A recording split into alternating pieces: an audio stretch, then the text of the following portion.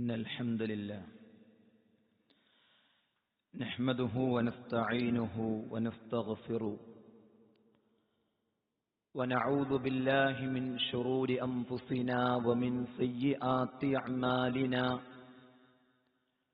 من يهدئ الله فلا مضل له ومن يضلل فلا هادي له وأشهد أن لا إله إلا الله وأشهد أن محمدا عبده ورسوله أرسله بالهدى ودين الحق ليظهره على الدين كله ولو كره المشركون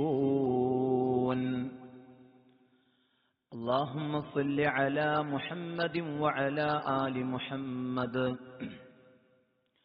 كما صليت على إبراهيم وعلى آل إبراهيم إنك حميد مجيد اللهم بارك على محمد وعلى آل محمد كما باركت على إبراهيم وعلى آل إبراهيم إنك حميد مجيد أما بعد فإن خير الحديث كتاب الله وخير الهدي هدي محمد صلى الله عليه وسلم وشر الأمور محدثاتها وكل محدثة بدعة وكل بدعة ضلالة وكل ضلالة في النار أعوذ بالله من الشيطان الرجيم بسم الله الرحمن الرحيم يا أيها الذين آمنوا اتقوا الله حق تقاته ولا تموتن إلا وأنتم مسلمون يا أيها الناس اتقوا ربكم الذي خلقكم من نفس واحدة وخلق منها زوجها وبث منهما رجالا كثيرا ونساء واتقوا الله الذي تساءلون به والأرحام إن الله كان عليكم رقيبا أعوذ بالله من الشيطان الرجيم والذين لا يشهدون الزور وإذا مروا باللغو مروا كراما ഏറെ പ്രിയം നിറഞ്ഞ സത്യവിശ്വാസികളെ, വിശ്വാസിനികളെ, സഹോദരങ്ങളെ, സഹോദരിമാരെ, ലോകൈകനാഥനായ മലിക്കുൽ ജബ്ബാറായ റഹ്മാനും റഹീമുമായിട്ടുള്ള അല്ലാഹു സുബ്ഹാനഹു വ തആലയുടെ ആജ്ഞാനിർദ്ദേശങ്ങൾ ജീവിതത്തിന്റെ എല്ലാ മേഖലയിലും പാലിച്ച് ഭയപ്പെട്ട് തഖ്വയോടുകൂടി ജീവിക്കണമെന്ന് ഉപദേശിക്കുകയാണ്, വസിയ്യത്ത് ചെയ്യുകയാണ്. അല്ലാഹു സുബ്ഹാനഹു വ തആല അത്തരത്തിലുള്ള മുത്തഖീങ്ങളിൽ, മുഖ്ലിസീങ്ങളിൽ, മുവഹ്ഹിദീങ്ങളിൽ നമ്മെ എല്ലാവരെയും ഉൾപ്പെടുത്തി അനുഗ്രഹിക്കുമാറാകട്ടെ. നമ്മളൊക്കെ നിത്യേന റബ്ബിന്റെ മുമ്പിൽ ചില പ്രതിജ്ഞകൾ എടുക്കുന്നുണ്ട്. അല്ലാഹുവേ, ഞാൻ ഇങ്ങനെയുള്ളൊരു മുസ്ലിമാണ്, ഞാൻ യഥാർത്ഥ മുസ്ലിമാണ്, ഋജുവായ മുസ്ലിമാണ്, വക്രതയില്ലാത്ത മുസ്ലിമാണ്, നിന്നോട് നന്ദികേട് കാണിക്കുന്നവനല്ല, നിന്നിൽ പങ്കു ചേർക്കുന്നവനല്ല. അല്ലാഹുവേ, നിന്നോടൊരാളിലും ഞാൻ പങ്കു ചേർക്കില്ല എന്നൊക്കെ നമ്മൾ പ്രഖ്യാപിക്കുന്നുണ്ട്.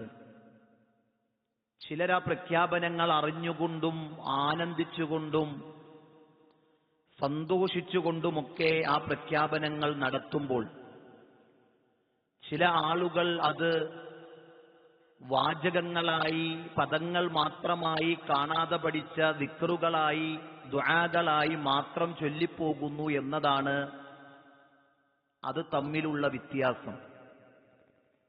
അറിഞ്ഞ് ബോധ്യപ്പെട്ട് ചൊല്ലുന്നവർക്ക് ജീവിതത്തിൽ അതിൻ്റെ മാറ്റങ്ങൾ നിർബന്ധമാണ്.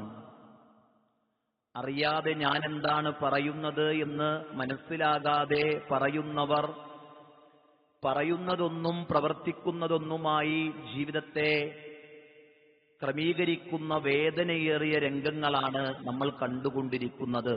ഇതൊക്കെ പറയുമ്പോൾ എന്താണത് എന്ന് ചിന്തിക്കുന്നവർ സ്വാഭാവികമാണ്. നമസ്കാരത്തിൽ വളരെ ആത്മാർത്ഥമായി നാം വുളുവെടുത്ത് ഖിബലക്ക് നേരെ തിരിഞ്ഞു നിന്ന് തക്ബീറത്തുൽ ഇഹ്റാം നാം പറഞ്ഞ് കൈകെട്ടിയിട്ട് ആദ്യം ചൊല്ലുന്ന പ്രാരംഭ പ്രാർത്ഥന, അവിടെ ബഹുഭൂരിപക്ഷം ആളുകളും ചൊല്ലുന്ന പ്രാർത്ഥനയാണ് വജ്ജഹതു വജ്ഹിയ ലില്ലദീ ഫതറസ് സമാവാതി വൽ അർള ഹനീഫൻ മുസ്ലിമ. സഹോദരങ്ങളെ, ഒരു പ്രതിജ്ഞയാണ്. നിസ്കാരത്തിന്റെ തുടക്കത്തിൽ സുന്നത്തായി പഠിപ്പിക്കപ്പെട്ട ആ പ്രതിജ്ഞയെക്കുറിച്ച് അതിന്റെ അർത്ഥവ്യാപ്തിയും പറയുന്ന പ്രഖ്യാപനങ്ങളും ഞാൻ ചെയ്തുകൊള്ളാം എന്ന് പറയുന്ന സമർപ്പണങ്ങളും എത്രമാത്രം വലുതാണ്, പ്രാധാന്യമുള്ളതാണ്.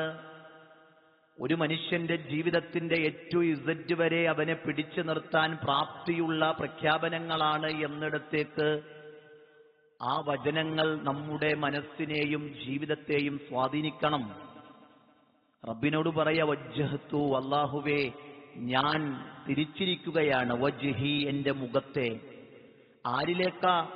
ഫത്തറസ് സമാവാതി വൽ അർള്, ആകാശഭൂമികളെ സൃഷ്ടിച്ചുണ്ടാക്കിയ റബ്ബേ നിന്റെ മുമ്പിലേക്കാണ്. അല്ലാഹുവേ, ഈ ഭൂമി വെറുതെ ഉണ്ടായി എന്ന് പറയുന്ന യുക്തിവാദത്തിന്റെ വക്താവല്ല ഞാൻ, മറിച്ച് റബ്ബേ നീയാണ് സൃഷ്ടാവ്, ഖാലിഖ് നീയാണ്. അല്ലാഹുവേ, അതുകൊണ്ട് ഈ ആകാശഭൂമികളെ സൃഷ്ടിച്ചുണ്ടാക്കിയ റബ്ബേ നിന്റെ മുമ്പിലേക്ക് ഞാൻ എന്റെ മുഖത്തെ തിരിച്ചിരിക്കുന്നു. എങ്ങനെ തിരിച്ചു? ഹനീഫൻ മുസ്ലിമ, ഗൃജുവായ മുസ്ലിമായിക്കൊണ്ട്. എന്താ ഗൃജുവായ എന്ന പദത്തിന്റെ അർത്ഥം? നേരായ, ചൊവ്വായ, വക്രതയില്ലാത്ത, വളവില്ലാത്ത, ഒരു നിലക്കും തെറ്റിപ്പോകാത്ത ഒരു മുസ്ലിം എന്ന ഇസ്ലാം പഠിപ്പിച്ച ക്വാളിറ്റിയിൽ മുന്നോട്ടു പോകുന്ന യഥാർത്ഥ മുസ്ലിമായി അല്ലാഹുവേ ഞാൻ എന്റെ മുഖത്തെ നിന്റെ മുമ്പിൽ തിരിച്ചിരിക്കുകയാണ്. സഹോദരങ്ങളെ, ഒന്ന് ചിന്തിച്ചു നോക്കിയേ, മനസ്സിനോട് ചോദിച്ചു നോക്കിയേ, ഈ പറയുന്നത് കള്ളമാണോ? ഈ പറയുന്നത് നുണയാണോ? ഈ പറയുന്നത് എന്റെയും നിങ്ങളുടെയും ജീവിതത്തിന് യോജിക്കാത്ത പ്രഖ്യാപനങ്ങളാണോ? ഞാനിങ്ങനെ പറയുന്നുണ്ടെങ്കിലും ഞാൻ നേരായ മുസ്ലിം ഒന്നുമല്ല, ഞാനിങ്ങനെ പറയുന്നുണ്ടെങ്കിലും ഞാൻ ശരിയായ മുസ്ലിം ഒന്നുമല്ല എന്ന് ആർക്കെങ്കിലും തോന്നണുണ്ടെങ്കിൽ എന്താ പരിഹാരം? ചൊല്ലാതിരിക്കാൻ പറ്റില്ലല്ലോ, ചൊല്ലണം. പിന്നെന്താ പരിഹാരം? തിരുത്തണമെന്നതാണ്. ജീവിതത്തിന്റെ പോരായ്മകളെ, ആ പോരായ്മകൾ ഉണ്ടാകുമെന്ന് പഠിപ്പിച്ച റബ്ബ് അതിനെ തിരുത്താൻ വേണ്ടിയും പഠിപ്പിച്ചു. അതുകൊണ്ട് ഋജുവായ മുസ്ലിമാണ് എന്ന് പറഞ്ഞിട്ട് നമ്മൾ റബ്ബിനോട് പറയണ എന്താണെന്നറിയോ? വമാ അന മിനൽ മുശ്രിക്കീൻ, ഞാൻ മുശ്രിക്കീങ്ങളുടെ കൂട്ടത്തിൽപ്പെട്ടവനല്ല, ബഹുദൈവ ആരാധകരുടെ കൂട്ടത്തിൽപ്പെട്ടവനല്ല. അല്ലാഹുവേ, ഞാൻ ആരാധന നടത്തുന്നുണ്ടെങ്കിൽ അല്ലാ എന്ന് വിളിച്ചുകൊണ്ടല്ലാതെ ഏതെങ്കിലും മരിച്ചുപോയവരിലേക്കോ അതല്ലെങ്കിൽ ജീവിച്ചിരിക്കുന്നവരിലേക്കോ അതല്ലെങ്കിൽ ഏതെങ്കിലും നിർജീവ വസ്തുക്കളിലേക്കോ എന്റെ ആരാധനകളുടെ ഒരു വിഭാഗവും അവർക്കൊന്നും ഞാൻ കൊടുക്കില്ല. ഞാൻ നേർച്ച ചെയ്യുന്നുണ്ടെങ്കിൽ എന്റെ റബ്ബിനോട് മാത്രമായിരിക്കും. ഞാൻ വിളിച്ചു പ്രാർത്ഥിക്കുന്നുണ്ടെങ്കിൽ അല്ലാ എന്ന് മാത്രമായിരിക്കും. അതുപോലെ എന്റെ ഏത് കാര്യങ്ങളും ഞാൻ സത്യം ചെയ്യുന്നുണ്ടെങ്കിൽ അല്ലാഹുവിനെ വിളിച്ച് മാത്രമാണ് സത്യം ചെയ്യുക.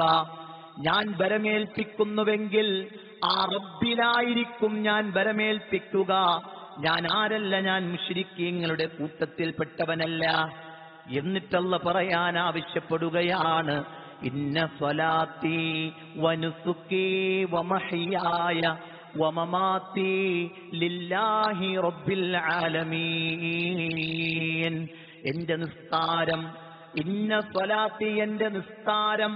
നമ്മൾ ഇതുവരെ കേൾക്കുന്നില്ല, ഞാൻ മുഹീദ്ദീൻ ശൈഖിന് വേണ്ടി നിസ്കരിക്കുന്നു, ഞാൻ റിഫായി ശൈഖിന് വേണ്ടി നിസ്കരിക്കുന്നു, ഞാൻ ഇന്ന ജാറത്തിലേക്ക് ഇന്ന ആൾക്കു വേണ്ടി നിസ്കരിക്കുന്നു. ഇതൊന്നും നമ്മൾ കേട്ടിട്ടില്ല. കാരണം എന്താ? ഒരു പൊതുബോധമാണ്. നിസ്കാരം റബ്ബിനാണ്. ആ നിസ്കാരം മാത്രമല്ല സഹോദരങ്ങളെ റബ്ബിനായിട്ട് കൊടുക്കേണ്ടത്. ഇന്ന സ്വലാത്തി, എന്റെ നിസ്കാരമുണ്ടല്ലോ, വനുസുക്കി, എന്റെ ബലികർമ്മമുണ്ടല്ലോ, എന്റെ അറവ്, അതല്ലെങ്കിൽ എന്റെ നേർച്ച, എന്റെ ബലികർമ്മമുണ്ടല്ലോ, വമഹിയായ, എന്റെ ജീവിതമുണ്ടല്ലോ, വമമാതി, എന്റെ മരണമുണ്ടല്ലോ, ലില്ലാഹ്, ആ റബ്ബിനാണ്, ആ അല്ലാഹുവിനാണ്. എങ്ങനെയുള്ള അള്ളയെന്നറിയോ? ലില്ലാഹി റബ്ബിൽ ആലമീൻ, സർവലോക സൃഷ്ടാവായിട്ടുള്ള അല്ലാഹുവിനാകുന്നു. ഇതെപ്പോഴാ പ്രഖ്യാപിക്കണേ? നിസ്കാരത്തില്, തുടക്കത്തില് അള്ളാന്റെ മുമ്പില് കൈകെട്ടി നിന്നിട്ട് നമ്മൾ പറയാ, എന്റെ നിസ്കാരം റബ്ബേ അല്ലാഹുവിനാണ്, എന്റെ നേർച്ച, എന്റെ ബലി അല്ലാഹുവേ, അതേ നിനക്കാണ് എന്ന് പറഞ്ഞ് നിസ്കാരം കഴിഞ്ഞ് പുറത്തിറങ്ങിയപ്പോ ഈ ചെങ്ങായിടത്തേക്ക്, അല്ലെന്തോ ഇവിടെ, അല്ല ഞാൻ അവിടെ മക്കാമിൽ നേർച്ചക്ക് വന്നതാ. ആർക്ക്?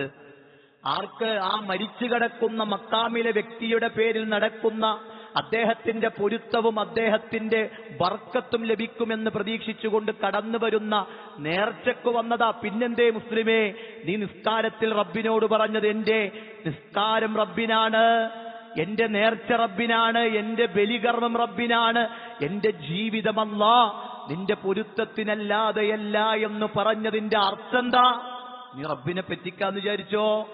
നീ അള്ളാഹുവിനെ പറ്റിക്കാമെന്ന് വിചാരിച്ചോ? റബ്ബ് എല്ലാം അറിയുന്ന നിന്റെ മനസ്സിന്റെ ഉള്ളിൽ നീ ഒളിപ്പിച്ചു വച്ചിട്ടുള്ള രഹസ്യങ്ങൾ പോലും, അതല്ല സിറുകൾ പോലും അറിയുന്ന റബ്ബിനെ എങ്ങനെ നിനക്ക് പറ്റിക്കാൻ പറ്റും, കളിയാക്കാൻ പറ്റും? ഇതൊരു കളിയാക്കലല്ലേ സഹോദരങ്ങളെ? അറിഞ്ഞുകൊണ്ടല്ല പലരും ചെയ്യുന്നത്, അറിയാതെ. ചിലർക്ക് അർത്ഥറിയില്ല. ഞാനിത് പറഞ്ഞത് എന്താണെന്ന് അറിയാതെ പലരും ചെയ്യുന്നവരുണ്ട്. എന്നിട്ട് നമ്മൾ പറയാ ലാ ശരീക ലഹു, അതുകൊണ്ട് അള്ളാഹുവിനൊരു പങ്കുകാരനുമില്ല, ഒരു ശരീക്കുമില്ല. ഈ ഭൂമി സൃഷ്ടിക്കാൻ അള്ളാന്റെ കൂടെ ഒരു സഹായിയുമില്ല. ഏകനായ റബ്ബാണ് ഇതൊക്കെ സൃഷ്ടിച്ചിട്ടുള്ളത്. ഖലഖസ്സമാവാതി വൽ അർള, ആകാശഭൂമികളെ സൃഷ്ടിച്ചവൻ അവനാണ്. അതുപോലെ തന്നെ റിസ്ഖ് നൽകുന്നവൻ അവനാണ്, വെള്ളം നൽകുന്നവൻ അവനാണ്, അന്നദാതാവ് അള്ളയാണ്. അതല്ലാതെ ഒരാളും ഇതൊന്നും നൽകുന്നില്ല. അതുകൊണ്ട് ലാ ശരീക ലഹു, അവനൊരു പങ്കുകാരനുമില്ല. വബിദാലിക ഉമിർതു, അതാണ് ഞാൻ കൽപ്പിക്കപ്പെട്ടത്, എന്നോട് കൽപ്പിക്കപ്പെട്ടത് അതാണ്. അങ്ങനെ കൽപ്പിക്കപ്പെട്ട കാര്യം അല്ലാഹുവിനൊരു പങ്കുകാരനുമില്ല എന്ന് ഞാൻ വിശ്വസിച്ചുകൊണ്ട് അതനുസരിച്ച് ജീവിക്കുമ്പോ ഞാൻ ആരാ? വഅന മിനൽ മുസ്ലിമീൻ, ഞാൻ മുസ്ലിമീങ്ങളുടെ കൂട്ടത്തിൽപ്പെട്ടവനാ, ഞാൻ മുസ്ലിമീങ്ങളുടെ കൂട്ടത്തിൽപ്പെട്ടവനാണ്. പരിശുദ്ധ ഖുർആനിൽ ഞങ്ങൾ മുസ്ലിമീങ്ങളാണ് എന്ന് പറയുന്നിടത്ത് അല്ലാഹു സുബ്ഹാനഹു വ തആല അവിടെ അമ്പിയാക്കൾ ലോകത്തോട് പഠിപ്പിച്ച ആദർശം ജീവിതത്തിൽ നെഞ്ചേറ്റിയവരെ കുറിച്ചാണ് മുസ്ലിമീങ്ങൾ എന്ന് പറഞ്ഞത്. എന്താ അമ്പിയാക്കൾ ഈ ലോകത്തോട് പഠിപ്പിച്ചത്? അള്ളാന്റെ റസൂല് പറയാ സല്ലല്ലാഹു അലൈഹി വസല്ലം, അഫ്ളലു മാ ഖുൽതു അന വന്നബിയ്യൂന മിൻ ഖബ്ലി ഖൗലു ലാ ഇലാഹ ഇല്ലല്ലാഹ്. അതിങ്ങനെ വെറുതെ ഇങ്ങനെ പറയാനുള്ളതല്ല. ഞാനും എനിക്ക് മുമ്പ് കടന്നു വന്നിട്ടുള്ള എല്ലാ പ്രവാചകന്മാരും പറഞ്ഞതിൽ വെച്ച് അഫ്ളലായിട്ടുള്ള ഖൗല്, ശ്രേഷ്ഠമായ ഖൗലെന്നുള്ളത് അത് ലാ ഇലാഹ ഇല്ലല്ലാഹ്, അല്ലാഹുവേ ലാ മഅബൂദ ബിഹഖിൻ ഇല്ലല്ലാഹ്, അല്ലാഹുവേ യഥാർത്ഥത്തിൽ ആരാധനക്കർഹൻ അല്ലാഹ് നീയല്ലാതെ മറ്റാരുമില്ല എന്നതാണ് അതിന്റെ അർത്ഥമെങ്കിൽ, സഹോദരങ്ങളെ ചിന്തിച്ചോ, നാം ആലോചിച്ചോ. ഇന്ന് പലപ്പോഴും നമ്മുടെ നാട്ടിലൊക്കെ ഒരു സീസണാണ്, ഒരു സമയമാണ്. എന്തിന്റെയാ?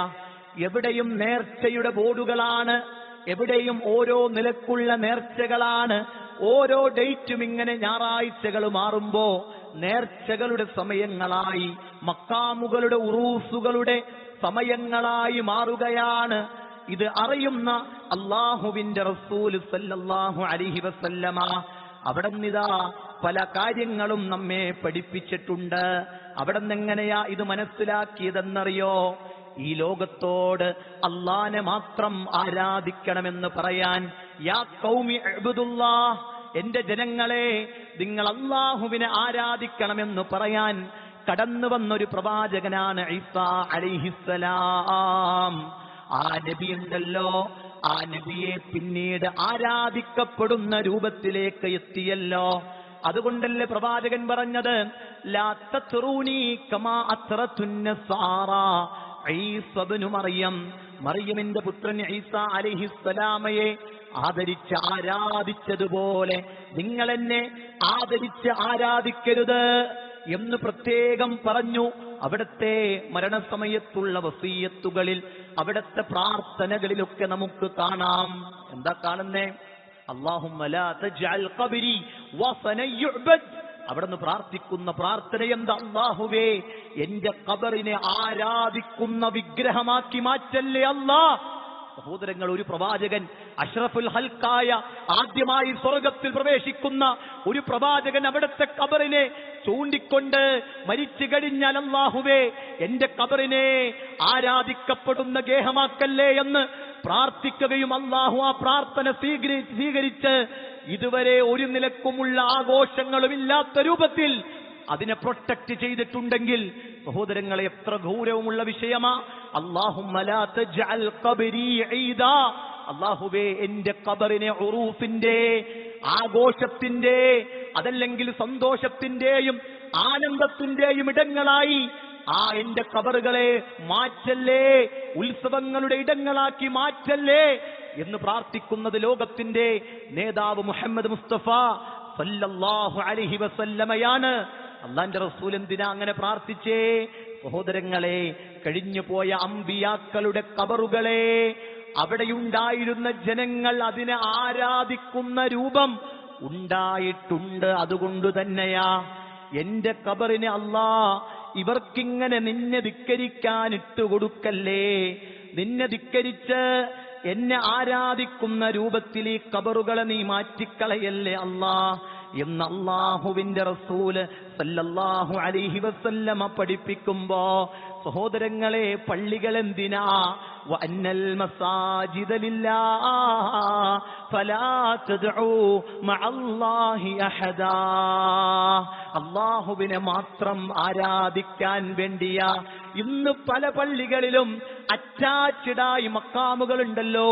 എന്തിനാ? ആ മക്കാമുകളുടെ പേരിൽ നേർച്ചകൾ നടക്കുന്നുണ്ടല്ലോ. ആന വരുന്നുണ്ട്, അമ്പാരിയുണ്ട്, പല നിലക്കുള്ള കാര്യങ്ങളാണ് നടക്കുന്നത്. ആനയുടെ മുമ്പിലിരിക്കുന്നതിനൊരു റേറ്റ് ഉണ്ട്, രണ്ടാമതിരിക്കുന്നതിനൊരു റേറ്റ് ഉണ്ട്, മൂന്നാമതിരിക്കുമ്പോൾ അതിനൊരു വേറൊരു റേറ്റ് ഉണ്ട്, പണമുണ്ട്. ഇതൊന്നും വെറുതെ പറയുന്നതല്ല, നിങ്ങൾ അന്വേഷിച്ചാൽ ഇതൊക്കെ മനസ്സിലാകും. കച്ചവടമാണ്, ദീന് വിൽക്കുകയാണ്, ദീനിന്റെ പേരിൽ, ആത്മീയതയുടെ പേരിൽ ചൂഷണങ്ങളാണ്. ഈ പാവപ്പെട്ട മുസ്ലിമീങ്ങളെ, പഠിക്കാത്ത, അറിവില്ലാത്ത, എന്റെ ഉസ്താദ് പറഞ്ഞല്ലോ അതുകൊണ്ട് ഞാനും എന്ന് വിചാരിച്ചു പോയിട്ടുള്ളവരെ പറ്റിക്കുകയാണ് സമൂഹത്തെ. ഇങ്ങനെ പറ്റിച്ചുകൊണ്ട് തട്ടമിടാത്ത പെണ്ണവിടെയുണ്ടല്ലോ, മുസ്ലിമാണെന്നാണ് അവൾ പറയുന്നത്. പള്ളിയിലേക്ക് വാ എന്ന് പറഞ്ഞാൽ ഫിത്നയാണെന്ന് പറഞ്ഞു പഠിപ്പിച്ചവർ ഇതാ ഉത്സവങ്ങളിലേക്കും നേർച്ചകളിലേക്കും വിളിക്കുന്നില്ലേ? അവിടെ ഒരു ഫിത്നയുമില്ല എന്നല്ലേ പഠിപ്പിക്കുന്നത്? സഹോദരങ്ങളെ, ചിന്തിക്കണം, ആലോചിക്കണം. എത്ര പേരെയാ ചവിട്ടി ആന കൊന്നത്? ഷഹീദിന്റെ കൂലിയുണ്ടോ ചോദിക്കട്ടെ? ആത്മഹത്യയല്ലേ? അതല്ലെങ്കിൽ റബ്ബിന്റെ മുമ്പിൽ എന്താ പറയുക? അള്ളാന്റെ അടുക്കൽ വലിയ കോപമല്ലേ ഉണ്ടാകുന്നത്? റബ്ബിന്റെ അടുക്കൽ എന്തു പറയും? അല്ലാ, നീ എതിർത്തിട്ടുള്ള ശിർക്കിന്റെ വചനങ്ങളിലും ശിർക്കിന്റെ പരിപാടികളിലും പങ്കെടുത്തപ്പോ ഒരു ആന ചവിട്ടിക്കൊന്നു എന്ന് പറഞ്ഞാൽ അള്ളാന്റെ മുമ്പിൽ രക്ഷയുണ്ടോ? അള്ളാന്റെ മുമ്പിൽ രക്ഷപ്പെടുമോ മുസ്ലിമേ? ഒന്ന് ചിന്തിച്ചു പോകണ്ടേ? കഥനവെടികളും പടക്കം പൊട്ടലുകളും കളിപ്പാട്ടങ്ങളും പാത്രങ്ങളും ഒക്കെ നിറച്ചു നിന്നുകൊണ്ട് ഒരു നിലക്കുള്ള ആഘോഷങ്ങളായി ഇതിനെയൊക്കെ മുസ്ലിം സമൂഹം പോലും ആഘോഷിച്ചു പോകുമ്പോ ഇതിനൊക്കെ എന്താ അസ്ലുള്ളത്? നിങ്ങൾ ചിന്തിച്ചേ. ഖുർആനില് വഅഖീമുസ്സലാ എന്ന് ഖുർആനിൽ ആയത്തുണ്ട്, വആത്തുസ്സക്കാ ഖുർആനിൽ ആയത്തുണ്ട്. നിങ്ങൾ നിസ്കരിക്കണം, നിസ്കാരം നിലനിർത്തണം, സക്കാത്ത് നിങ്ങൾ കൊടുക്കണം. എന്നാൽ ഖുർആനിൽ എവിടെയും കാണിക്കാൻ പറ്റൂല നിങ്ങൾ നേർച്ച കൊടുക്കണം എന്ന്. നിങ്ങൾ ചിന്തിക്കാൻ വേണ്ടിയാ. ഖുർആനിൽ എവിടെയില്ല എന്ത് നിങ്ങൾ നേർച്ച കൊടുക്കണമെന്ന് ഖുർആനിലില്ല. പിന്നെ എന്താ ഇസ്ലാം പഠിപ്പിച്ചത്? ആരെങ്കിലും നേർച്ച ചെയ്തു പോയാൽ ആ നേർച്ചയെ നിങ്ങൾ പൂർത്തീകരിക്കണമെന്നാ. നേർച്ചയെ ഇസ്ലാം പ്രോത്സാഹിപ്പിച്ചിട്ടില്ല. നേർച്ചയെക്കുറിച്ച് അള്ളാന്റെ റസൂല് സല്ലല്ലാഹു അലൈഹി വസല്ലമ കൃത്യമായി നമ്മെ പഠിപ്പിക്കുന്നുണ്ട്. അതുകൊണ്ട് യഥാർത്ഥത്തിൽ ഇങ്ങനെ ആനയും അമ്പാരികളുമൊക്കെയായി ഏതെങ്കിലും, നിങ്ങൾ നോക്കി നേർച്ചയുടെ ഒക്കെ ഒരു അവസ്ഥ നിങ്ങൾ ആലോചിച്ച് നോക്കി. നേർച്ചയൊക്കെ എവിടെ നടക്കണം? ഏതെങ്കിലും ഒരു മക്കാമുമായിട്ട് അറ്റാച്ച്ഡ് അല്ലേ എല്ലാ നേർച്ചയും? ഇന്ന മക്കാമിൽ നേർച്ച, ഇന്ന മക്കാമിൽ നേർച്ച. ഒരു മക്കാമില്ലാതെ എവിടെയെങ്കിലും ഒരു നേർച്ച ഉണ്ടോ? ഇപ്പൊ എന്താ സംഭവം? അതൊരു പിരിവാണ്, അതൊരു ചൂഷണാണ്. വരുന്ന ആൾക്കാർ അതിൽ പൈസ ഇടും, എന്നിട്ട് കമ്മിറ്റി അവതരിപ്പിക്കും, എന്താ ഈ നേർച്ചയ്ക്ക് ഇത്ര രൂപ കിട്ടി. കാഞ്ഞിരമറ്റത്ത് അവിടത്തെ മക്കാമിന്റെ പിരിവ് ലേലം വിളിച്ചു. എന്തിനാ ലേലം? അതിൽ കിട്ടുന്ന വരുമാനം ഒറ്റ വർഷത്തേക്ക് ഒരാൾക്ക് എടുക്കാം. അയാൾ എന്ത് ചെയ്യണം? ലേലം വെച്ചിട്ട് പൈസ എടുക്കണം. തിരുവനന്തപുരത്ത് ലേലം വിളിച്ചു ഇല്ലേ? ഭീമാപ്പള്ളിയുടെ മക്കാമിൽ കിട്ടുന്ന പൈസക്ക് വേണ്ടി ലേലം വിളിച്ചു. അതിലുള്ള പൈസ എന്ത് ചെയ്യാം? ഒരാൾക്ക് എടുക്കാം, എത്ര വേണമെങ്കിലും എടുക്കാം. പക്ഷെ ഈ ലേലത്തിൽ ഒരു ഫണ്ട് എന്ത് ചെയ്യണം? നേരത്തെ കൊടുക്കണം. ഒരു ബിസിനസ്, ഇതല്ലേ ബിസിനസ് എന്ന് പറയണേ. നേരത്തെ എന്ത് ചെയ്യാ? ഒരു പൈസ കെട്ടിവെക്ക. ആ കെട്ടിവെച്ച പൈസ മഹല്ലെടുക്കും. അതിൽ കൂടുതൽ കിട്ടുകയാണെങ്കിൽ എന്തെടുത്തോ? നിങ്ങളെടുത്തോ, നിങ്ങൾക്ക് ലാഭല്ലേ? നിങ്ങൾക്ക് ലാഭല്ലേ? എത്ര രൂപ, എത്ര കോടിക്ക ആ ലേലം വിളിച്ചു പോയത്. സഹോദരങ്ങളെ, പാവപ്പെട്ട ജനങ്ങള് അവരുടെ വിശ്വാസത്തിൽ പാളിച്ചകൾ സംഭവിച്ച് തെറ്റുകൾ പറ്റി അവരുടെ പരലോക ഇവിടെയും പ്രയാസം. എന്തിനാ ഇവിടെയൊക്കെ പോണെന്നറിയ? ഈ പോകണ ആൾക്കാരെ നിങ്ങൾ ചിന്തിച്ചു നോക്കി. ആകെ ഇടങ്ങേറായി. കച്ചവടമൊന്നും ശരിയാവണില്ല, വീട്ടിൽ ഒരു സ്വൈര്യവും ഇല്ല. ഇവിടെ ഇടങ്ങേറായിട്ടാ പോണേ, ഇവിടെ ഇടങ്ങേറായി. ഇനി പരലോകോ? പരലോകത്ത് സ്വർഗമില്ല എന്നല്ല പറഞ്ഞേ. സ്വർഗില്ലാന്ന് ഹറമല്ലാഹു അലൈഹിൽ ജന്ന, അല്ലാഹു സ്വർഗം നിഷിദ്ധമാക്കിയിട്ടുണ്ട്. എങ്ങനെയുള്ളവർക്ക്? അല്ലാഹുവിൽ പങ്കു ചേർത്തവർക്ക് അല്ലാഹു സ്വർഗം നിഷിദ്ധമാക്കിയിട്ടുണ്ട് എന്ന് പറയുന്നത്. സഹോദരങ്ങളെ, സ്വർഗത്തിൽ അല്ലാഹു കയറ്റിയില്ലെങ്കിൽ പിന്നെ എവിടെയിടാ?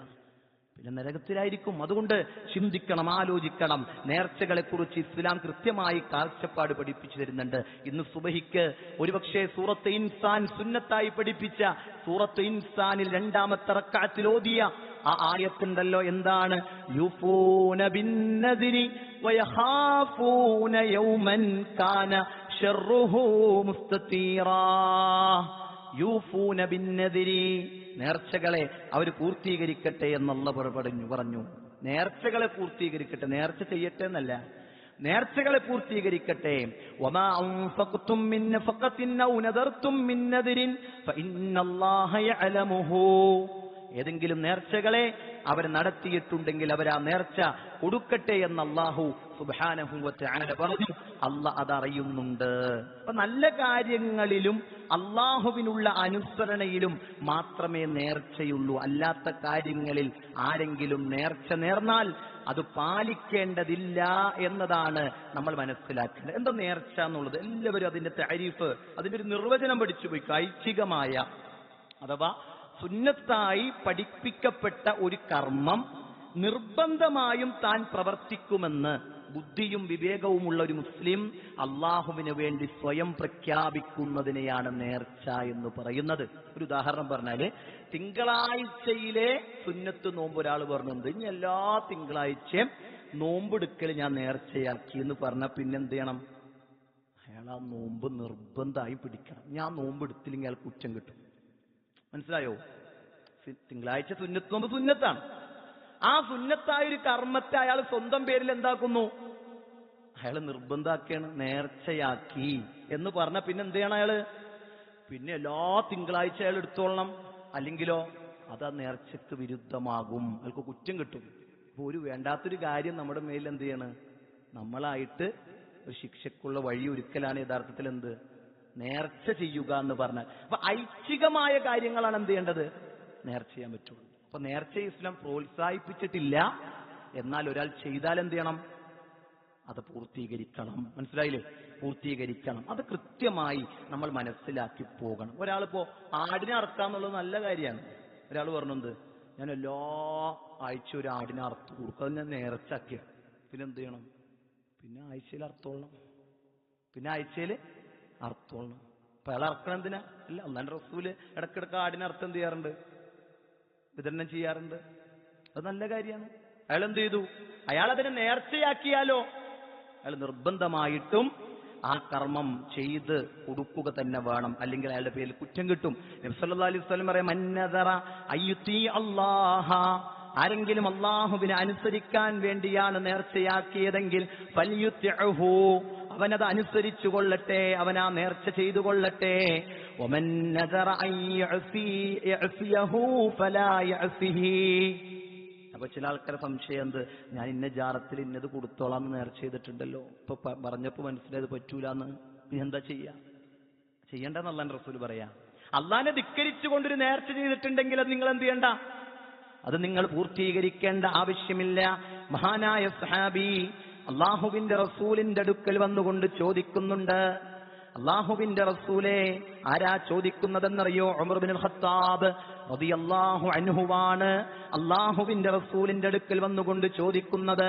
എന്താ ചോദ്യമെന്നറിയോ? കുന്തു നദർതു ഫിൽ ജാഹിലിയത്തി, അള്ളാഹുവിന്റെ റസൂലെ, ജാഹിലിയത്തിൽ ഞാൻ നേർച്ച ചെയ്തിട്ടുണ്ടായിരുന്നു, അന്നഅതകിഫ ലൈലതൻ ഫിൽ മസ്ജിദിൽ ഹറാം, മസ്ജിദിൽ ഹറാമിൽ ഞാനിതാ ഇഅ്തികാഫ് ഒരു രാത്രി ഇരുന്നു കൊള്ളാമെന്ന് ഞാൻ നേർച്ച നേർന്നിട്ടുണ്ടായിരുന്നു. അള്ളാഹുവിന്റെ റസൂല്, ഞാൻ എന്താണ് ചെയ്യേണ്ടത്? ഇത് അള്ളാഹ്ക്ക് ധിക്കരിച്ചുകൊണ്ടുള്ളൊരു നേർച്ചയൊന്നുമല്ലല്ലോ, ജാഹിലിയത്തിൽ ചെയ്തതാണ്. അള്ളാന്റെ റസൂല് പറഞ്ഞു, അതിനിപ്പോ എന്താ? ഫഔഫി ബിനദ്രിക്, നീ നിന്റെ നേർച്ച എന്ത് ചെയ്യുക?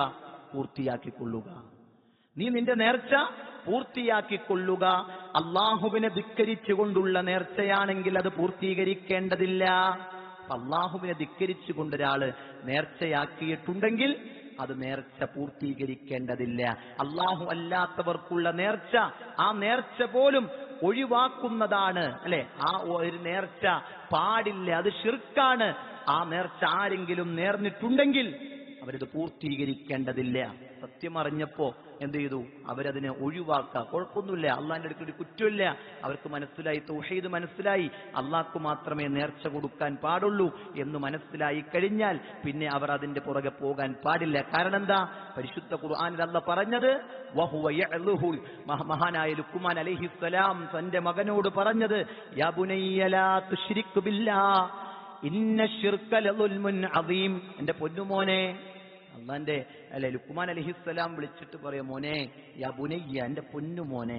മക്കള് പണ്ഡിതന്മാര് പറയുന്നുണ്ട്, നിങ്ങളുടെ മക്കൾക്കുണ്ടല്ലോ, നിങ്ങൾ വെള്ളം കൊടുക്കുന്നു, ഭക്ഷണം കൊടുക്കുന്നു, നല്ല വസ്ത്രം വാങ്ങിക്കൊടുക്കുന്നു, നല്ല ചെരുപ്പ് വാങ്ങിക്കൊടുക്കുന്നു, നല്ല എല്ലാ സൗകര്യങ്ങളും, നല്ല സ്കൂളിൽ പഠിപ്പിക്കുന്നു, ഇതൊന്നുമല്ല ഒരു ഉപ്പ എന്ന നിലയിൽ നിങ്ങൾ മകന് ചെയ്തു കൊടുക്കേണ്ടത്. പിന്നെയോ നിങ്ങൾ ചെയ്തു കൊടുക്കേണ്ട അടിസ്ഥാനപരമായ കാര്യം വഹുവ യഅ്ലുഹു, അവന് വഅദ് കൊടുക്കുക. എന്താ? യാ ബുനയ്യ ലാ തുശ്രിക് ബില്ലാഹ്, എന്റെ പൊന്നുമോനെ, നീ അള്ളാഹുവിൽ പങ്കു ചേർക്കരുതട്ടോ എന്ന് മകനെ പഠിപ്പിക്കുക എന്നതാണ്. അത് പഠിക്കണം നമ്മുടെ മക്കൾ. നമ്മുടെ മക്കള് തൗഹീദിന്റെ ആ വെളിച്ചുണ്ടല്ലോ, ആ വക്രതയില്ലാത്ത, പേടിയില്ലാത്ത, ഏത് പ്രതിസന്ധി കടന്നു വന്നാലും എന്റെ റബ്ബ് എന്നെ കാക്കുമെന്ന ദൃഢനിശ്ചയത്തോടെ ആരെയും കൂസാത്ത ഒരു ജീവിതം നയിക്കാനുള്ള ഒരു വിശ്വാസത്തിന്റെ വിശുദ്ധി ഊട്ടി ഉറപ്പിച്ചു കൊടുക്കാൻ സഹോദരങ്ങളെ നമുക്ക് സാധിക്കണം. അത് നമ്മളിൽ നിന്ന് കിട്ടണ്ടേ? നമ്മളിൽ നിന്ന് കിട്ടേണ്ടത്, നമ്മുടെ വിശ്വാസങ്ങളിൽ നിന്നും പ്രഖ്യാപനങ്ങളിൽ നിന്നും ജീവിതത്തിൽ നിന്നുമൊക്കെയാണ് കിട്ടേണ്ടത്. ഒരു രോഗം വന്നപ്പോഴേക്കും ബദരീങ്ങളെ എന്ന് വിളിക്കണ, ഉമ്മാടെ മടിത്തട്ടിക്കിടക്കണ മോൻ എന്താ ചിന്തിക്കുക? എന്തെങ്കിലുമൊക്കെ പ്രയാസമുണ്ടായ മരിച്ചുപോയ ബാഗ്ദാദിൽ മറമാടപ്പെട്ട ആരെങ്കിലുമൊക്കെ വിളിച്ചാൽ മതി, അല്ലെങ്കിൽ ബദറിൽ പങ്കെടുത്ത സ്വഹാബത്തിനെ വിളിച്ചാൽ മതി എന്നൊക്കെയുള്ള തെറ്റായ ശിർക്കൻ വിശ്വാസങ്ങളാണ് ആ ഉമ്മയുടെ മടിത്തട്ടിൽ നിന്ന് ആ കുട്ടി പഠിക്കുക. അതവന്റെ ജീവിതത്തിന്റെ ആത്യന്തികമായ പരാജയമാണ്. ആ ജീവിതം അവന് പരാജയമാണ് എന്നതിൽ യാതൊരു സംശയമില്ല. അതുകൊണ്ട് ഈ സ്വർഗനരകങ്ങളെ തീരുമാനിക്കുന്ന തൗഹീദ് നമ്മൾ അടിയുറച്ച് കൃത്യമായി മനസ്സിലാക്കണം. നേർച്ച എന്ന് പറഞ്ഞാൽ രണ്ട് തരത്തിലാണ്. ഒന്നെന്താ വെച്ചാൽ വ്യവസ്ഥ ചെയ്തുകൊണ്ടുള്ള നേർച്ച. ചില ആൾക്കാർ പറയാറുണ്ട്, ഈ രോഗം മാറിയാൽ ഇന്നത് ചെയ്യാം എന്നതുപോലെ ഒരു വ്യവസ്ഥ, ഒരു ഷർത്ത് വെക്കാം അല്ലാഹുവിനോട്. അത് പറ്റൂല, അത് പറ്റൂല. ഇന്നത് മാറിയാൽ ഇന്നത് ചെയ്യാം, അതില്ല, ഞാൻ ചെയ്തുകൊള്ളാം എന്നിങ്ങനെ പറയുന്നതിലല്ലാതെ ഇന്നത് മാറിയലില്ല. വ്യവസ്ഥ വെക്കാതെയുള്ള നേർച്ച, ഇങ്ങനെ രണ്ട് തരത്തിലാണ് നേർച്ചകളെ കുറിച്ച് പണ്ഡിതന്മാർ പറഞ്ഞിട്ടുള്ളത്. വ്യവസ്ഥ വെച്ചിട്ടുള്ള നേർച്ച എന്ന് പറയുന്നത് കറാഹത്താണ് എന്ന് പ്രത്യേകം, വ്യവസ്ഥ വെക്കാതെയുള്ള നേർച്ച അനുവദനീയമാണെന്നും പറഞ്ഞ പണ്ഡിതന്മാരുണ്ട്. ധാരാളം അഭിപ്രായങ്ങൾ ആ വിഷയത്തിലൊക്കെ നമുക്ക് കാണാൻ സാധിക്കും. എന്നാൽ ഏത് തരത്തിലുള്ള നേർച്ചയും നബി സല്ലല്ലാഹു അലൈഹി വസല്ലം പ്രോത്സാഹിപ്പിച്ചിട്ടില്ല. നിങ്ങൾ ആ വാക്ക് പ്രത്യേകം മനസ്സിലാക്കണം. എന്ത് ചെയ്തിട്ടില്ല? പ്രോത്സാഹിപ്പിച്ചിട്ടില്ല. ഒരാൾ ചെയ്താലോ, അള്ളാന്റെ പേര് നേർച്ച ചെയ്താൽ എന്ത് ചെയ്യണം?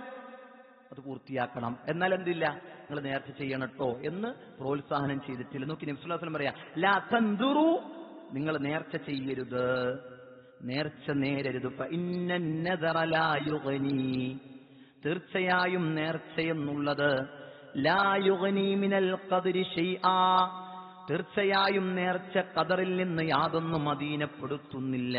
ഖദർ എന്ന് പറയുന്നത് അള്ളാന്റെ തീരുമാനം. അള്ളാന്റെ തീരുമാനത്തിൽ നിന്ന് നിങ്ങളുടെ നേർച്ച കൊണ്ടൊന്നും ചെയ്യണില്ല, അധീനപ്പെടുത്തുന്നില്ല. ഫഇന്നമാ, തീർച്ചയായും നേർച്ചയെന്നുള്ളത് യുസ്തഖ്റജു ബിഹി, അതുകൊണ്ട് പുറത്തു കൊണ്ടുവരുന്നു പിശുക്കന്റെ ധനത്തെ, മിനൽ ബഖീലി, ഒരു പിശുക്കന്റെ ധനത്തെ അതുകൊണ്ട് പുറത്തു കൊണ്ടുവരുന്നു. ഒരു പള്ളി പണിയാൻ പോയി ചോദിച്ച മൂപ്പരത്തൊന്നുമില്ല, എന്നാലോ ഒരു നേർച്ച മൂപ്പര് നടത്തണത് എന്തോരം പൈസ കൊടുത്തിട്ടാ. അപ്പൊ പിശുക്കന്റെ പൈസയെ പുറത്തു കൊണ്ടുവരാനുള്ള ഒരു ഏർപ്പാട് മാത്രമേ അതിലുള്ളൂ. അല്ല ഖദറിനെ ഒന്നും ചെയ്യൂല, ഈ നേർച്ച കൊണ്ട് മാറ്റാൻ പറ്റുകയില്ല എന്ന് നബി സല്ലല്ലാഹു അലൈഹി വസല്ലമ അവിടെ നിന്ന് പഠിപ്പിക്കുന്നുണ്ട്. അപ്പൊ മരണപ്പെട്ടവർക്ക് ഇനി വല്ല നേർച്ചയുണ്ട്, ഉമ്മ എന്ത് ചെയ്തിട്ടുണ്ടായിരുന്നു, ഒരു നേർച്ച ചെയ്തിട്ടുണ്ടായിരുന്നു, പക്ഷെ ഉമ്മക്ക് പൂർത്തിയാക്കാൻ പറ്റിയില്ല എങ്കിൽ അതെന്ത് ചെയ്യാം, അത് ബാക്കിയുള്ളവർക്ക് അത് പൂർത്തീകരിക്കാം. ഇസ്ലാമിൽ ഏത് നേർച്ച? ജാറത്തിലേക്കുള്ള നേർച്ച ശിർക്കാണ്, പറ്റൂല. അവിടെ നേർച്ച കൊടുക്കണം എന്തിനാ? നമ്മുടെ നാട്ടിലൊക്കെ വിളക്കത്തിച്ചു വെച്ചിട്ട് എന്ത് ചെയ്യാ, വെളിച്ചെണ്ണ നേർച്ച കൊടുക്കുക. വെളിച്ചെണ്ണ അത് കത്തിക്കാൻ, എന്നിട്ടോ ആ ജാറത്തിന് ചുറ്റും ഇങ്ങനെ തവാഫൊക്കെ ചെയ്ത്, ആ വാക്ക് പ്രയോഗിക്കാൻ പറ്റൂല. കാരണം തവാഫ് എന്ന് പറഞ്ഞാൽ കഅബക്ക് ചുറ്റും 7 പ്രാവശ്യം ചെയ്യുന്നതിന് തവാഫ് എന്ന് പറയാം. എന്താണ് ഇങ്ങനെ ചുറ്റിയിട്ട് അങ്ങനെ ചുറ്റി ചെയ്യുന്ന ഏർപ്പാട്. അപ്പൊ എല്ലാവരും വെളിച്ചെണ്ണ നേർച്ച കൊടുക്കുക. ചില ആൾക്കാർ തേങ്ങ നേർച്ച കൊടുക്കുക. അല്ലെ, ഉമർ മൗലൂദിയൊക്കെ ഓർമ്മകളുടെ തീരത്തൊക്കെ വായിക്കുമ്പോൾ നമുക്കറിയാം, പണ്ടൊക്കെ എന്തുണ്ടായിരുന്നു, മുഹിദ്ദീൻ ആടുണ്ടായിരുന്നു. മുഹിദ്ദീൻ ആട്, ആടിന്റെ പ്രത്യേകത എന്ന് വെച്ചാല് ആടിന്റെ കഴുത്തിലൊരു സഞ്ചി ഉണ്ടാകും. സഞ്ചി ഇട്ടിട്ട് എന്ത് ചെയ്യും, ഈ ആടിനെ ഇങ്ങനെ പറഞ്ഞു വിടും. രാവിലെ പറഞ്ഞിടുമ്പോ ആളുകളുടെയൊക്കെ കടയിലൊക്കെ കയറും, പഴിയൊക്കെ ഇങ്ങനെ തിന്നും. പഴമൊക്കെ ഇങ്ങനെ തിന്നുമ്പോ കടക്കാരൊന്നും ഓടിക്കൂല. കാരണം എന്താ, കുരുത്തക്കേട് കിട്ടുന്ന, ഓടിച്ച കുരുത്തക്കേട് കിട്ടും. കാരണം ഇത് മുഹിദ്ദീൻ ആടാണ്. മുഹിദ്ദീൻ ഷെയ്ഖിന് വേണ്ടി നേർച്ച ആക്കിയിട്ട് പണ്ടൊക്കെ അങ്ങനെ ഉണ്ടായിരുന്നു. ഓരോ വീട്ടിലെ ആടിങ്ങനെ പ്രസവിക്കുമ്പോൾ ഒരു മുട്ടൻ കുറ്റീനെ കിട്ടിക്കാൻ എന്ത് ചെയ്യും, അതിനെ നേർച്ചയാണ് നേരാ മുഹിദ്ദീൻ ഷെയ്ഖിന് വേണ്ടി. എന്ത് നിങ്ങൾക്ക് ഓർമ്മ ഉണ്ടാവല്ലോ അല്ലേ? അങ്ങനെയൊക്കെ ഉണ്ടായിരുന്നില്ല സഹോദരൻ? എത്ര കാലം ഉണ്ടായിരുന്നു. അവിടെ നിന്നൊക്കെ ഇങ്ങനെ മാറി ആളുകളൊക്കെ ദീൻ പഠിച്ച് തൗഹീദിലൊക്കെ ഇങ്ങനെ വരുമ്പോൾ പുതിയ പുതിയ കാര്യങ്ങളാണ് ഇപ്പോൾ വന്നുകൊണ്ടിരിക്കുന്നത്. എന്നിട്ട് ഉമർ മൗലവി അന്ന് പ്രസംഗം നടത്തിയത് മുഹിദ്ദീൻ ആടാവൂല, ആട് മുഹിദ്ദീനും അല്ല എന്ന് പറഞ്ഞിട്ട്. ആര്? ഉമർ മൗലവി അന്ന് പ്രസംഗം നടത്തി. ആ പ്രസംഗമൊക്കെ നടത്തി ഇങ്ങനെ പോകുമ്പോൾ ചായ ചോദിച്ചു, വെള്ളം ചോദിച്ചതിന് ചൂടുവെള്ളം മുഖത്ത് ഒഴിച്ച കാലഘട്ടമൊക്കെ ഉണ്ടായിരുന്നു. തൗഹീദ് പറഞ്ഞതിന്റെ പേരിലേ നിങ്ങൾ ആലോചിക്കണ്ടേ, നമ്മളൊക്കെ എന്തൊക്കെ ചെയ്തേക്കണേ?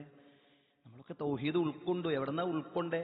ഇതുപോലെയുള്ള പഴയ അമ്പിയാക്കളുടെ താഴ്വടികളെ സ്വീകരിച്ച് ഈ നാട്ടിലൊക്കെ പ്രബോധനം നടത്താൻ തന്റെ ജീവിതം വരെ മാറ്റിവെച്ച പണ്ഡിതന്മാർ, അവരിങ്ങനെ നടത്തിയ വഴികളിലൂടെ സുന്ദരായിട്ട് നമ്മൾ പോവുക.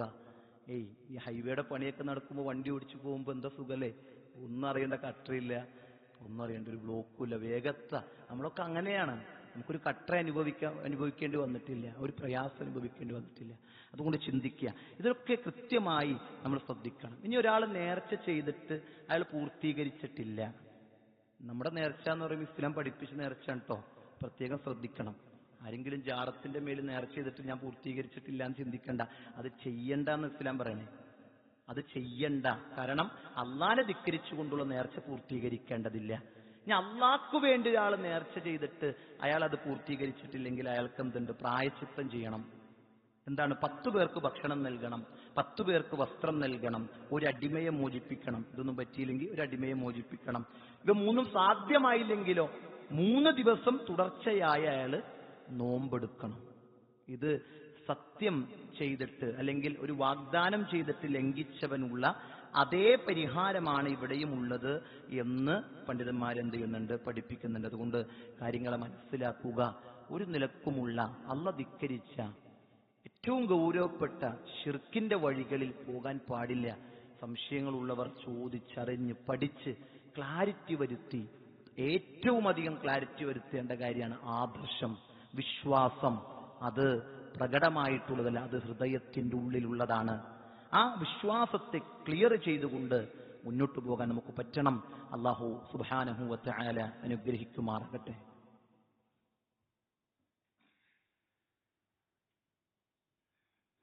അൽഹംദുലില്ലാഹി റബ്ബിൽ ആലമീൻ വസ്സലാത്തു വസ്സലാമു അലാ റസൂലിൽ അമീൻ വഅലാ ആലിഹി വസഹ്ബിഹി അജ്മഈൻ. അമ്മാ ബഅദ്. أعوذ بالله من الشيطان الرجيم. يا أيها الذين آمنوا اتقوا الله حق تقاته ولا تموتن إلا وأنتم مسلمون.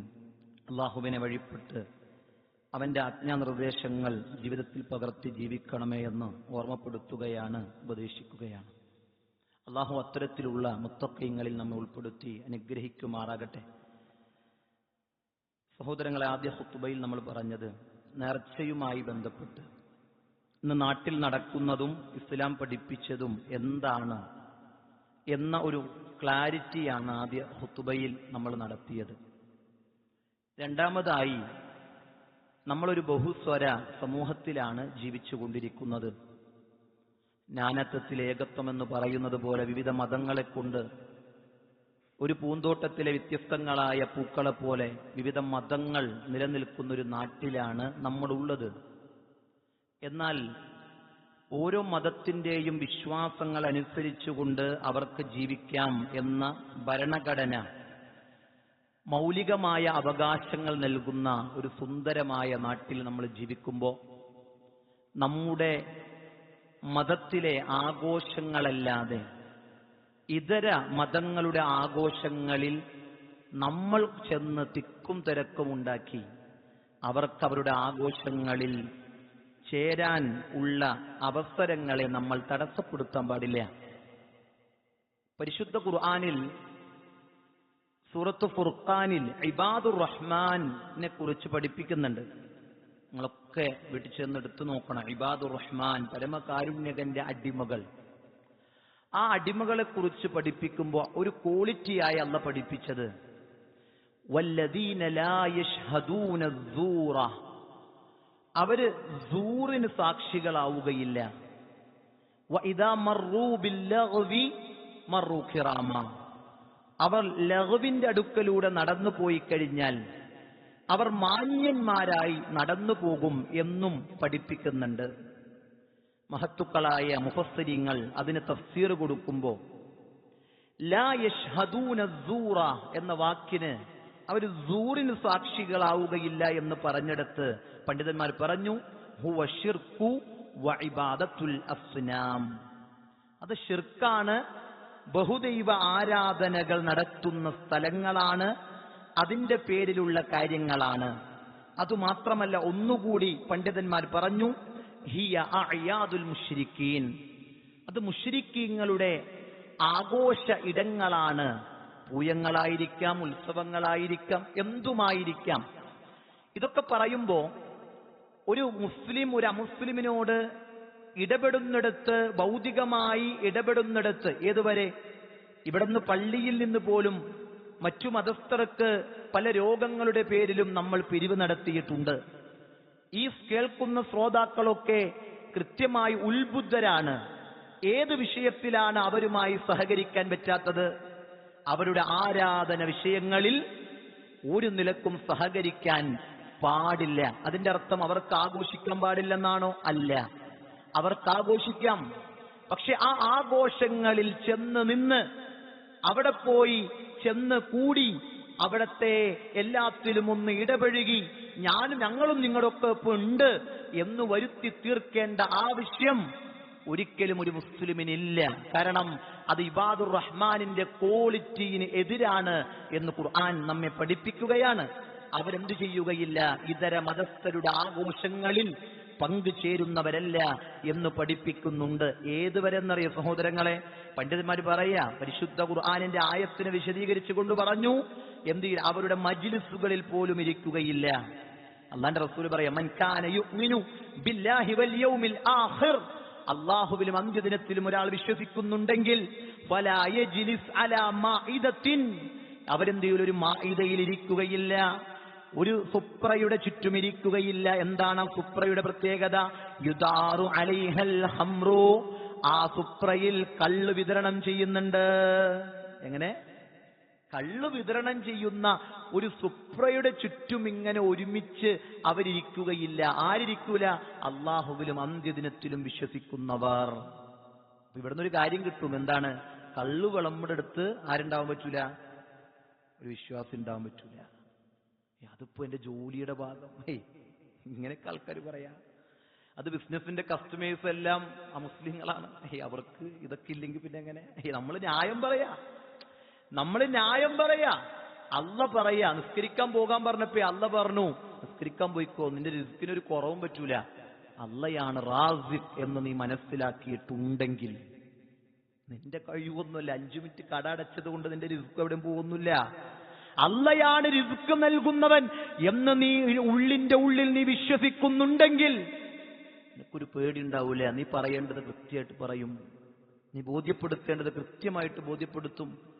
അത് നിന്റെ നിലപാടിൽ നീ ഉണ്ടാകും. സഹോദരങ്ങളെ, നമുക്ക് മാത്ര ഈ ചില സമയത്ത് നട്ടലിന് ബലില്ലാത്തത്.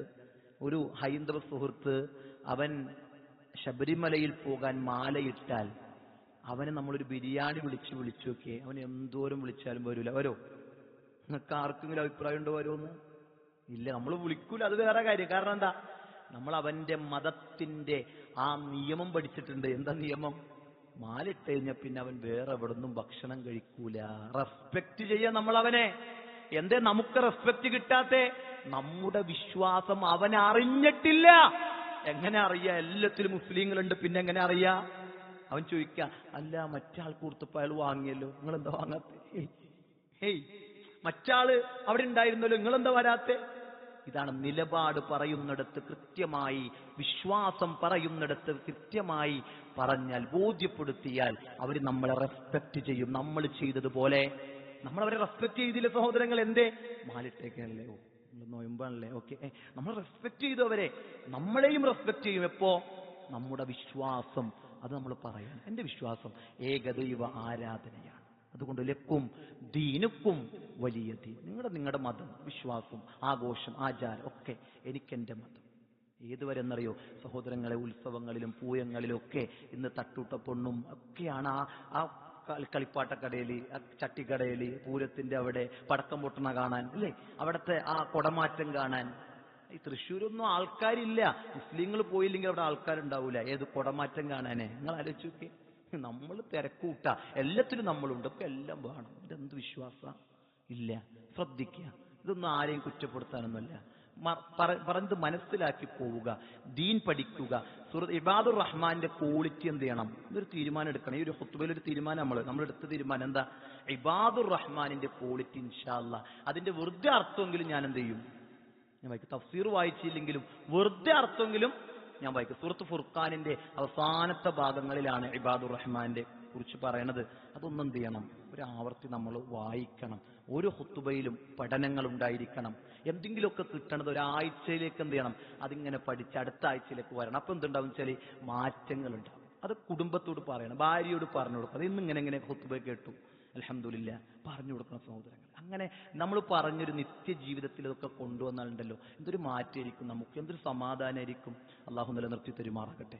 അള്ളാഹു നമ്മുടെ പണ്ഡിതന്മാർക്ക് അള്ളാഹു അവരുടെ അസുഖങ്ങളൊക്കെ ദൂരീകരിച്ചു കൊടുക്കുമാറാകട്ടെ. ഷാഫി സുബൈക്ക് കുറച്ചും കൂടെ റെസ്റ്റ് പറഞ്ഞിട്ടുണ്ട്. അദ്ദേഹത്തിന് അള്ളാഹു എത്രയും പെട്ടെന്ന് ശിഫ നൽകി പൂർണ്ണ ആരോഗ്യത്തോടെ വീണ്ടും ഈ ദഅ്വാ രംഗത്തും ഒക്കെ വരാൻ അള്ളാഹു തൗഫീഖ് പ്രദാനം ചെയ്യുമാറാകട്ടെ. നമ്മുടെ കൂട്ടത്തിലും രോഗം കൊണ്ട് പ്രയാസപ്പെടുന്നവരുണ്ട്, ബുദ്ധിമുട്ടുന്നവരുണ്ട്. അള്ളാഹു എല്ലാവർക്കും ശിഫാഉൻ ആജിൽ പ്രദാനം ചെയ്യുമാറാകട്ടെ. അതുപോലെ തന്നെ നമ്മുടെ നാടിന് അള്ളാഹു അംന് പ്രദാനം ചെയ്യുമാറാകട്ടെ. വിശ്വാസിയായി ജീവിക്കാൻ, മരിക്കാൻ അള്ളാഹു നമുക്ക് തൗഫീഖ് പ്രദാനം ചെയ്യുമാറാകട്ടെ. നമ്മുടെ മക്കളെ അള്ളാഹു സ്വാലിഹീങ്ങളായി മക്കളായി വളർത്തിക്കൊണ്ടുവരുമാറാകട്ടെ. നമ്മുടെ ഇണകളിൽ അള്ളാഹു കൺകുളിർമ പ്രദാനം ചെയ്യുമാറാകട്ടെ. നമ്മുടെ കച്ചവടത്തിൽ അള്ളാഹു ബർക്കത്ത് പ്രദാനം ചെയ്യുമാറാകട്ടെ. ഇൽമിയായ സദസ്സുകളിൽ വന്നിരിക്കാനുള്ള മനസ്സ് അള്ളാഹു നമുക്കൊക്കെ നൽകി അനുഗ്രഹിക്കട്ടെ. ആരോഗ്യത്തെ അള്ളാന്റെ മാർഗത്തിൽ ചെലവഴിക്കാൻ അള്ളാഹു നമുക്ക് തൗഫീഖ് പ്രദാനം ചെയ്യുമാറാകട്ടെ.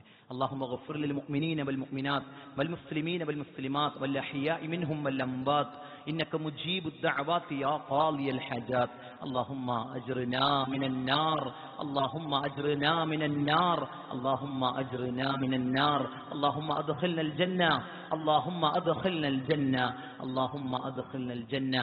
اللهم أعز الإسلام والمسلمين وأذل الشرك والمشركين، اللهم أعز الإسلام والمسلمين وأذل الشرك والمشركين، اللهم أعز الإسلام والمسلمين وأذل الشرك والمشركين. ربنا آتنا في الدنيا حسنة وفي الآخرة حسنة وقنا عذاب النار. ربنا